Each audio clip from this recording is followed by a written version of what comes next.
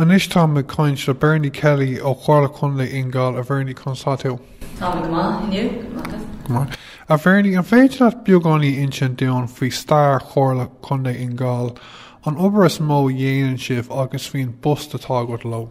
Well, tá thosaí Chomhairle Contae Fhine Gall ní déag nócha ceathair tuis gur rinne siad trí den Chomhairle áitlia ag an am, Chomhairle Contae áitlia ag an am. Thosaí me héin ag obair an seo I ní déag nócha ní agus thosaí mé sa post tá agam sa níos I gábhlí nó hin, tá mé ag obair in san bhain bhainna Cumarsáide leis an Comhairle agus sa Gaeilge leis an Gaeilge agus le Cumarsáide de gach sort leis na meán sa síolte agus sa lehéide. Ok, chun caint faoin Gaeilge an féidir a insin dom faoi conas mar a cheasan seirbhísí Gaeilge sa Chorr sa látá inniuán.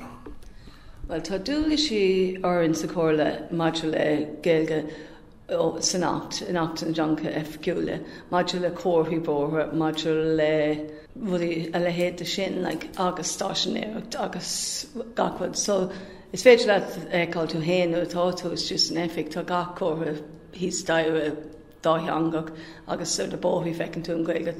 Tá Gaeilge an eálaach ar cóirthaí bóthair agus bhd mór é sin.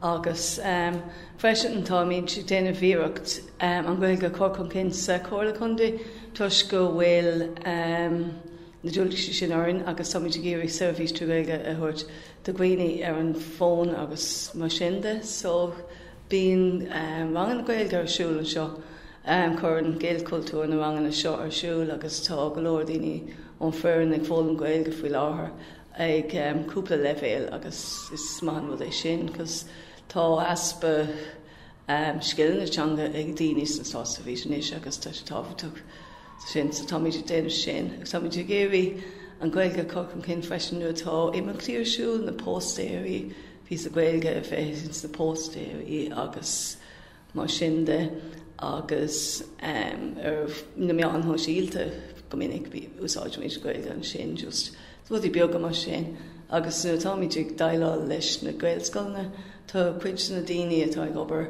in san managus sport agus cultúr bhfuil Gaeilge acu ús déan siad íocht an beag an Gaeilge úsáid nó atá siad ag daile.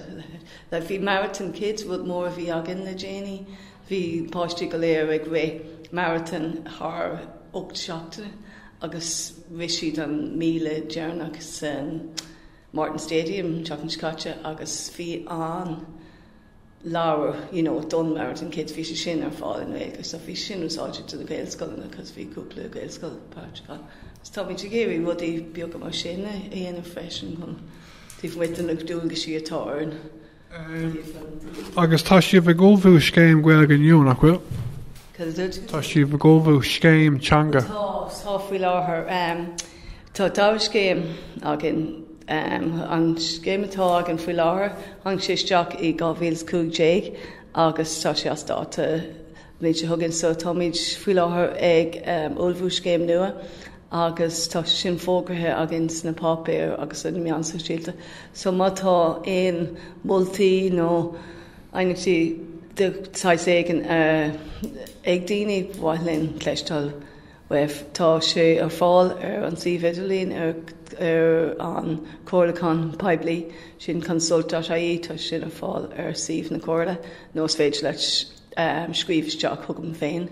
Tá an dáta Jerry an rud sin ná an cúgláéig de Google de Mhín Nollaig, so tá féidir caiiciisiún seachtain fág ag daoine chun ainmhtaí ar coisteach.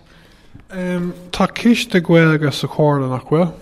Tá coiste Gaeilge, thosa mór coiste Gaeilge, agus tá sé anúsáideach tá sé de daoine tá páirteáin ná héin agus lucht fórne Chomhairle Contae Fhine Gall, agus tá 3 Chomhairle Contae ar an coiste freisin, ag sin David Healy, Dara Nili agus Paul Mulhuddart agus ionadí ón phobal, so sé sin tá siad as fós na Gaeilge chunú na Gaeilge Cumas Lucas Gael áitiúil agus daoine eile ón an phobal daoine tá gníomhach leis an Gaeilge. An bhfuil turas gáil nó multaí ag an giste seo ó thaobh na Gaeilge atá sibh ag Chorraigh bháim nó géirí a Chorraigh bháim? Tá multaí acu tá siad ag éirí go tlíimiid leis an dlí, taobh an Gaeilge agus uaireanta bín, botún an agus five an, so bín siad ag chur, na multaí doing just bheith cínte go bhfuil méid ag cóán ó gachwood, cholín ó dúil sí sin. Agus freisin an orí, bhí mulla anna bhá acu Bealach a Chorr le chéile do na imeachtaí a bhés ar siúil sa seachta le Gaeilge agus rinneamar sin. So chum le chéile in éanacht leis an giste. Bealach de gach sort imeachta bhí ar siúil i Chomhairle Contae secondéis tá bana. Ní ag an gComhairle, aons na Laurel ní ach freisin ag Ibrahim John a bheith ag agraí imeachtaí san cantar iad féin. So bhí sé sin go maith agus bhí go just obair in éanacht leis daoine John agus a cantar freis. Tá méidir dús bhí na Nollaig anis ó bhfuil éon imeachtaí nó plan speisialta goibh don Nollaig as Gaeilge agus as Bearla ó thaobh imeachtaí agus le héad. Tá éanaach bíon na Nollaig le bheith ar siúil i sord sa Caisleán an deir seachtain se thugann agus páise sin an bhá agus tá an Bealach ólis ar fáil as Gaeilge ar mé an síalta ná ní imeach Gaeilge tá an buis agus ba imeachtaí an sna Laurel agus le héad sé agus tá drama siúil in san Caisleán freisin My Bedside Window de chuid David Gilna. An bhfuil éon phlean le móra a goibh don bhliain siún a bhhaid leat inse dún faoi? Ba méid ag bú is tois agin gur bliain mór don Gaeilge 2016 agus ba plan blai imeachtaí mór ar siúil. Níl siad agrathe fós agus ba méid ag obair leis an coiste agus chuní agrú na bíon imeachtaí ar siúil do theachta na Gaeilge i gcónaí I fut na Contae agus ag an gComhairle, so cínte ba níos mór siúil tuisgur bliain na Gaeilge tá an, but níl siad agrathe fós, but cínte ba agus an uirí or am lína, actually, gabhíonn seach nua bhí léifs na Fingal ar siúil sin ceanta na féile smó a mín agin I Fingal agus bhí papa Gaeltachán am lína.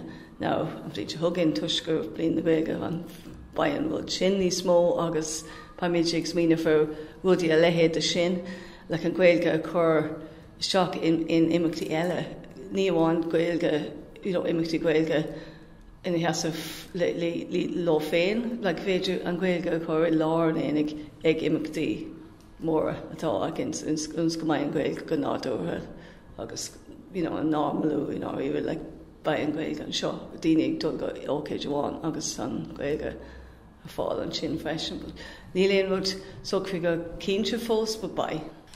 Ok, Bernie, bhí sé just cáinte agus bé méidir cáinte rís ó éige Cúlmine am aigad. Go réal agus.